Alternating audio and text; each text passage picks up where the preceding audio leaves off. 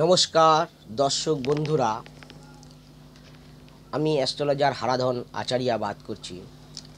যারা আমার এই লাইভ টেলিকাস্ট এবং বিভিন্ন সম্বন্ধে রাশির সম্বন্ধে আমি বলছি, আপনারা অনেকে সাবস্ক্রাইব, লাইক, শেয়ার, কমেন্ট করছেন। খুবই ভালো লাগছে। আমাকে বলছেন, স্যার অনেক কিছু আপনি বলছেন যে কিছু কিছু তাদের মধ্যে রাশি বর্ণভেদ কিভাবে করা যায়, সেটা আমি আপনাদের আজকেরই বলবো। রাশির বর্ণভেদ। বিপ্রবর্ণ রাশি হলো কর্কট রাশি, বৃশ্চিক রাশি ও মীন রাশি। এবার ক্ষত্রিয় বর্ণ রাশি হলো সিংহ রাশি, তুলা রাশি ও ধনু রাশি। আচ্ছা, বৈশ্যবর্ণ রাশি হলো মেষ রাশি, মিথুন রাশি ও কুম্ভ রাশি। আর শূদ্রবর্ণ রাশি হলো বৃশ্চিক রাশি, কন্যা রাশি ও মকর রাশি। বৃষ রাশি, কন্যা রাশি ও মকর রাশি হচ্ছে শূদ্রবর্ণ রাশি।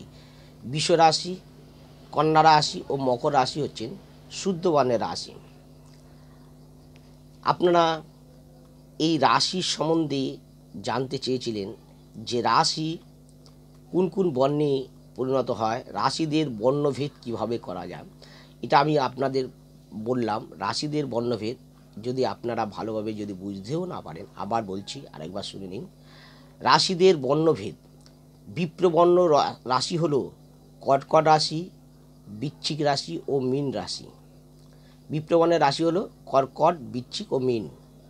আর ক্ষত্রিয় বর্ণ রাশি হলো সিংহ রাশি, তুলা রাশি আর ধনু রাশি।